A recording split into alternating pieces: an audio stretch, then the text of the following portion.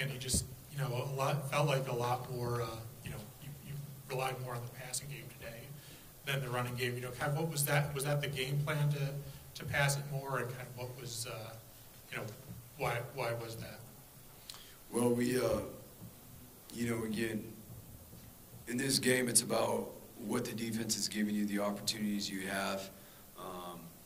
When the defense is playing with certain numbers in the box, then they're going to give you the space. We got to execute, and that comes down to us making sure that we put our guys in a position to rep the things they need to execute the plays that are being given to us by the defense. Same question I asked Taylor. Just what can he take from this, and what do you see from him today, and what can he improve on from today?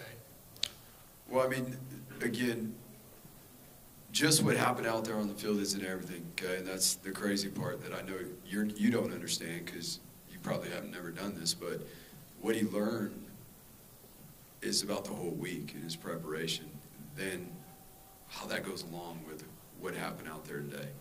So it goes back to the beginning of the week and his process and his prep and the things he did to prepare and the different windows that he was talking about, whether it's first down, second down, third down situations. We were not very good, in terms of where we're trying to be at on third down, but a lot of that has to do is because we're in third and long a lot, because we weren't doing a good job on first and second down, getting out in front of the sticks.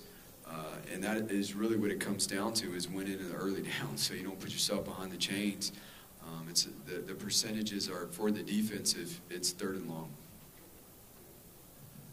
In the back, Coach Andrew Martin, KC24, CBS 47 in Fresno. You said earlier in the week that Jake Haener was one of the best quarterbacks in the nation, in your opinion. Has your opinion of him changed based on the way he played tonight? I mean, he's a good player. What happened tonight isn't going to change anything about, I don't think, how anybody feels about him. He's got a special talent, and he's proven to lead and do everything that you would want to see from a quarterback. Jay Tuss, KTVB. And we know the journey that you guys have been on, and you came so close to finishing this thing in kind of a poetic style. How much does it hurt to just fall that short on the blue? And you had some emotional guys after the game on the field, clearly. Yeah, I mean, you just heard him, you saw him. You can imagine how much it hurts for him.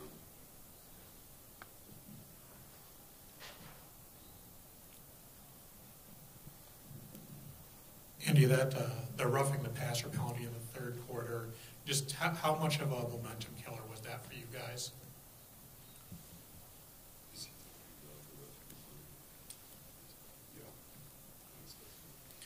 I believe you're talking about roughing the punter. That's right, roughing the Yeah. Give them a whole nother set of downs, and they ended up scoring on that series. So we got to be, we got to be aggressive. We got to get ourselves some momentum on our side too, but we got to be able to execute the proper fundamentals and techniques and be able to make calls to go attack the pocket of the punter and, not have any worry about roughing the guy and being able to finish. And if we don't get the ball, then obviously we got to stay off his foot so we don't put ourselves in that situation.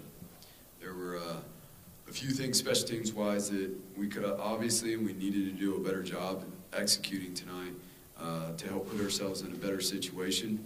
We're always looking to change the game on special teams, and we obviously did not do that today, and that hurt our team. Jay Tuss, KTVB. More specifically, Andy, what has Davis Cutter meant to this program? Davis has been tremendous. I mean, he's always stepped up. He's a hard worker. The guys can learn from him in terms of how he works and the things that he does.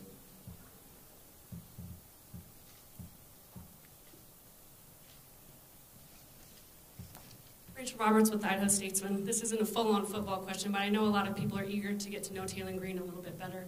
What is he like out there as a teammate and as a player? Well, Davis said it right there.